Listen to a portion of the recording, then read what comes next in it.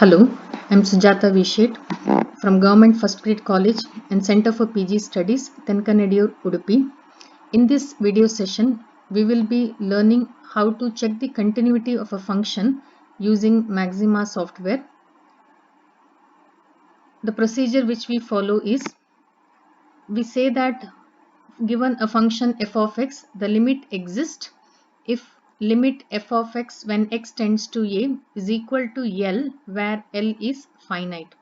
So we check both the left hand limit and the right hand limit. In case where both the limit exists and coincide with each other, then we say that the function is continuous at x is equal to a. Once the function is continuous, we check for differentiability. Again, to check the differentiability, we check the existence of the limit of f of x minus f of a divided by x minus a whenever x tends to a. If this limit exists, then we find both left hand limit and right hand limit, and we check for its existence and we'll check whether it will coincide with each other. If both left hand limit is equal to right hand limit, then we conclude that the function is differentiable. Now to do this, we'll see what are the maxima commands required here. First one is, we'll be using the limit command, limit of, to get the value of the limit. Next, secondly, we'll be using the command set of a1, a2, etc. an. This command constructs a set with members a1, a2, etc. an. We can also simply write it within the parenthesis. Now for this particular program, we will take our set S to be equal to inf min f infinity comma und comma ind, where inf represent in plus infinity, min f represents minus infinity, und represents undefined, and ind represents indefinite. The next command which we will be using is element p of x comma s. This command will return true if and only if x is a member of the set S. So let us see an example. Now let us consider the function f of x is equal to 1 divided by x square minus 2. So to this, first step is we have to check the continuity. So to start with, we are going to define a set S, where S is equal to infinity, min f, infinity, undefined and indefinite. We will take a dummy variable flag as 1 and we will assign a as 2. Next, we will define the function f of x. F of x is equal to 1 divided by x square minus 2.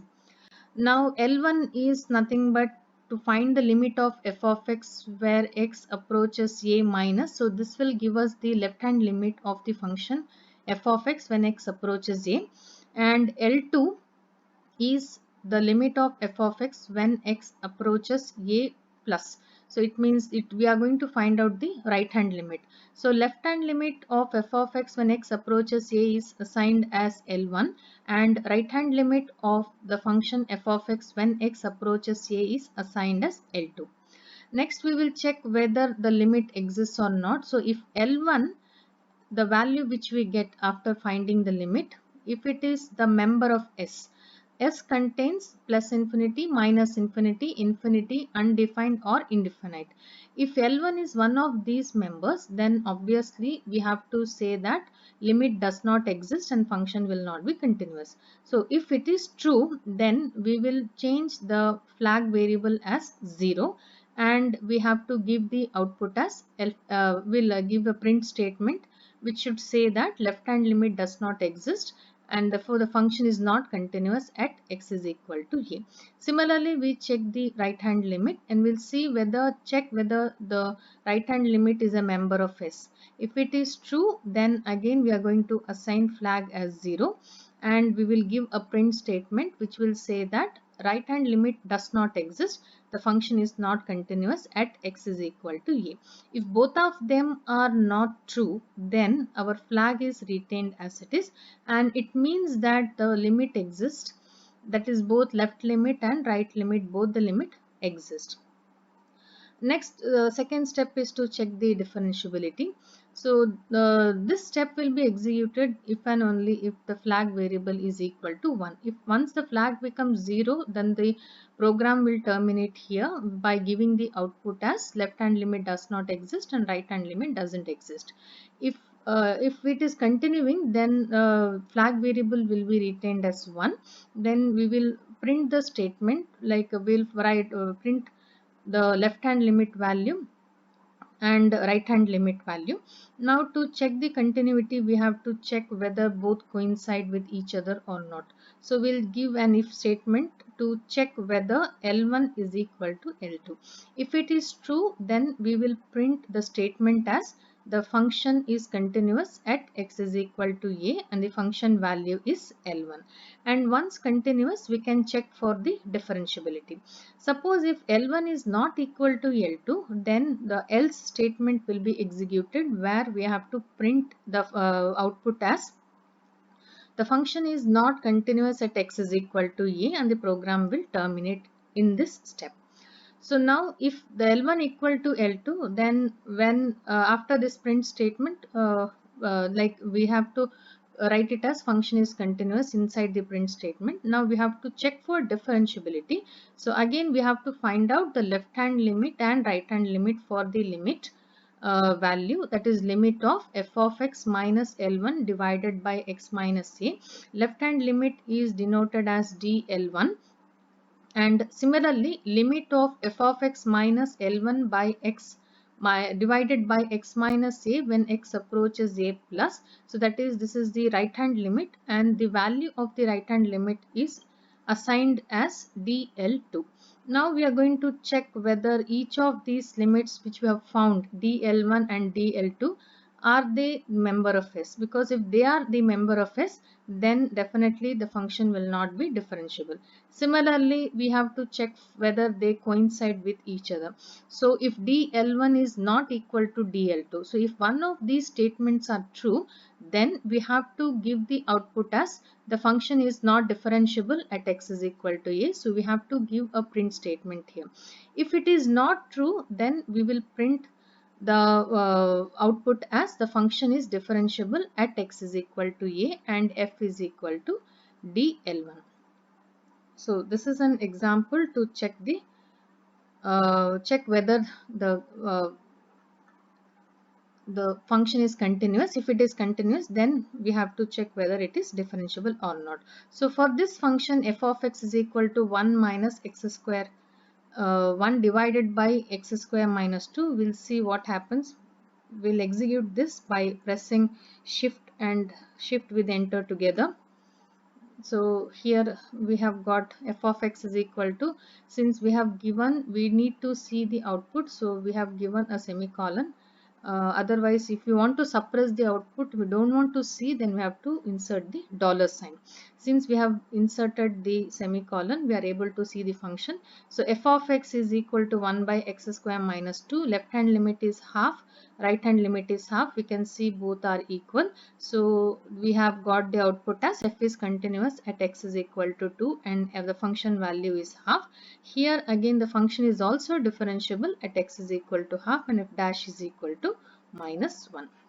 Let us see one more example where f of x is defined at it is having two values, like when first when it is, when the function, like when x is less than 0 or x is greater than or equal to 0. So here f of x is equal to x square when x is less than 0 and f of x is equal to 1 by x cube when x is greater than or equal to 0. So in this case we take f1 to be the first value, that is x square value, and f2 of x is equal to, we will assign f2 of x as 1 by x cube.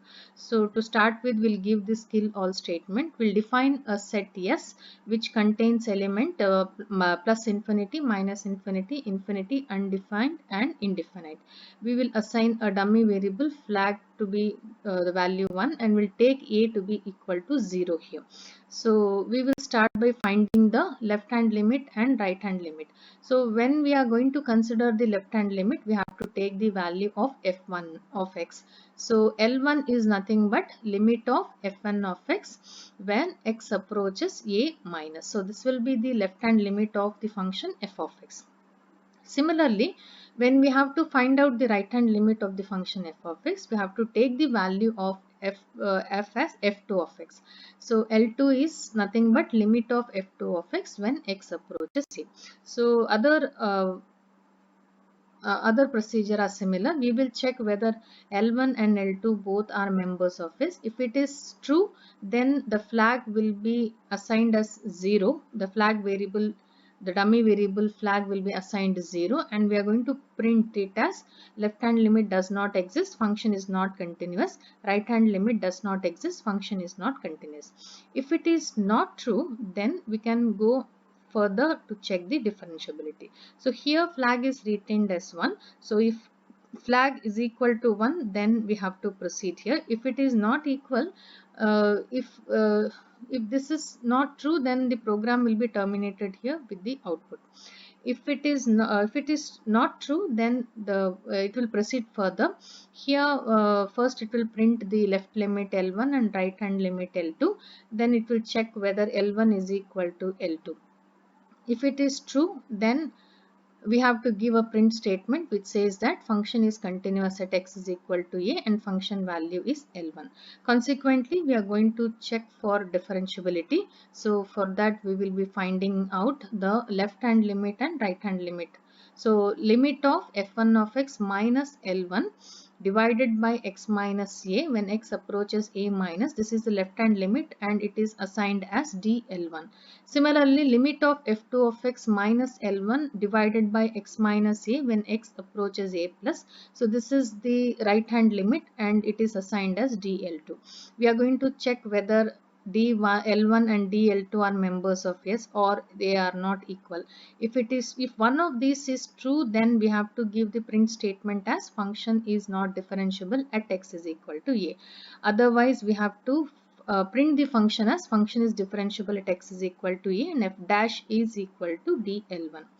If L1 is not equal to L2, then this else statement will be executed. So where we have to give the print statement as function is not continuous at x is equal to a. So for this given function, we'll see what will be the output. So we'll try to execute it by pressing shift and enter together.